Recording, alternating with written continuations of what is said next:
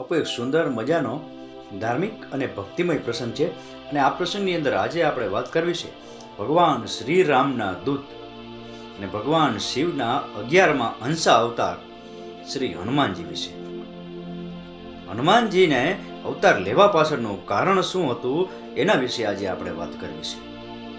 એક વખત ભગવાન શિવજી કૈલાસ પર્વત ઉપર કોઈ ઊંડા અને ગહન વિચારોમાં બેઠા છે અને ભગવાન શિવજીને આવા ઊંડા વિચારોમાં બેઠેલા જોઈ અને એમનાથી થોડે દૂર માતા પાર્વતીજી બેઠા છે અને એ મનોમન વિચાર કરે છે કે અત્યારે પૃથ્વીલોક ઉપર કોઈ પણ પ્રકારનું સંકટ કે વિકટ પરિસ્થિતિ સર્જાણી નથી અને છતાં પણ મારા સ્વામી આટલા ઊંડા વિચારોમાં શા કારણે બેઠા હશે એવો પાર્વતીજીના મનમાં વિચાર થાય છે અને મનોમન વિચાર કરે છે કે મારા આ સ્વામી કંઈ બોલતા નથી તો મારે એને પૂછવું પણ સી રીતે.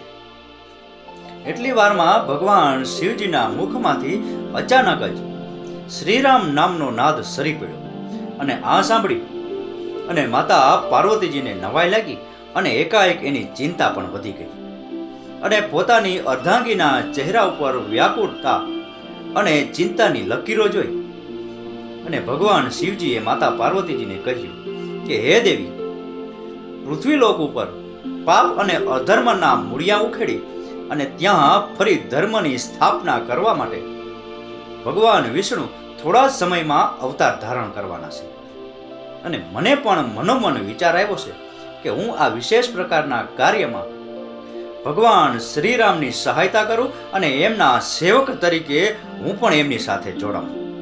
એમાં પણ ભગવાન શિવજીએ જ્યારે માતા પાર્વતીજીને કહ્યું કે અધર્મી અને દુરાચારી રાવણના વધ કરવાના હેતુથી ભગવાન વિષ્ણુ શ્રીરામ તરીકે અવતાર ધારણ કરવાના છે અને ભગવાન શિવજીના મુખમાંથી આ શબ્દો સાંભળી અને માતા પાર્વતીજીને વધારે આશ્ચર્ય થયું અને તેણે આશ્ચર્ય સાથે ભગવાન શિવજીને કહ્યું કે હે સ્વામી, ભગવાન શ્રીરામ રાવણનો વધ કરે અને એમાં તમે સહાયક બનો તો અનર્થ ના થઈ જાય?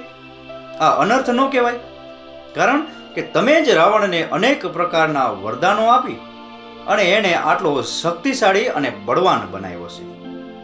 માતા પાર્વતીજીનો પ્રશ્ન સાંભળી અને ભગવાન શિવજીએ માતા પાર્વતીજીને ઉત્તર આપતા કહ્યું કે હે દેવી, રાવણે પોતાના 10 માથા મને કમળ પૂજા તરીકે ધરી અને મારા 10 સ્વરૂપોની આરાધના કરી હતી અને આ આરાધનાના ફળ સ્વરૂપે મેં રાવણને આ બધા વરદાનો આપ્યા હતા.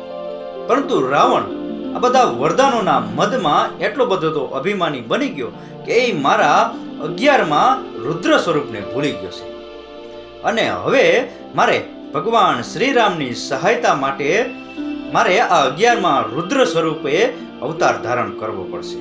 હનુમાનજીના અવતાર લેવા પાછળના કારણની બીજી એક પણ કથા પુરાણોમાં જોવા મળે છે.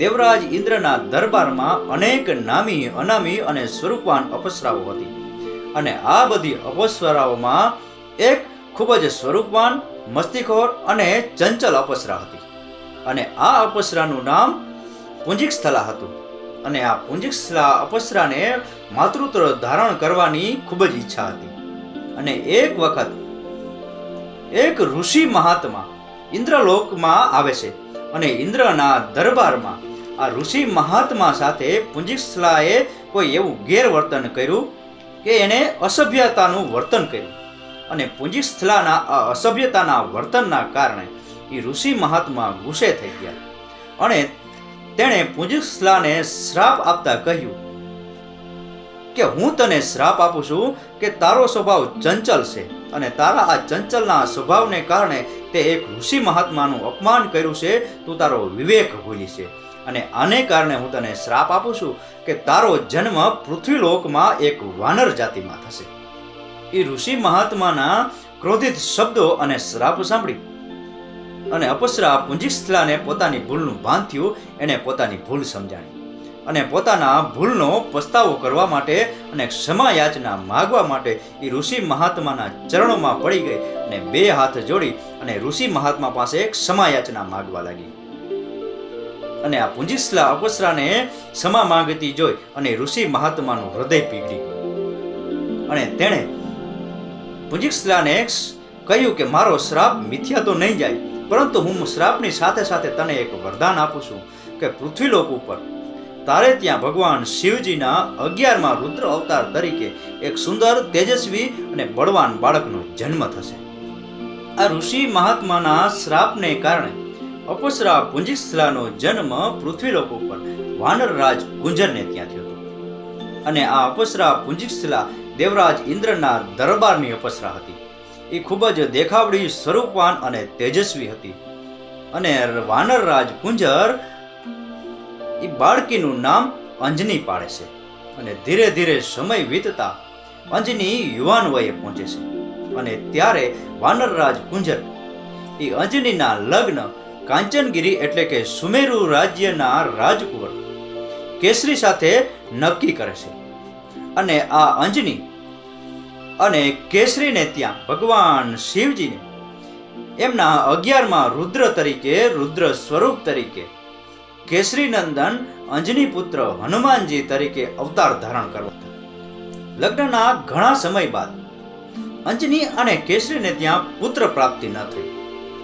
અને અંજની પુત્ર પ્રાપ્તિની અપેક્ષા માટે વાયુદેવની કઠોર આરાધના કરે છે.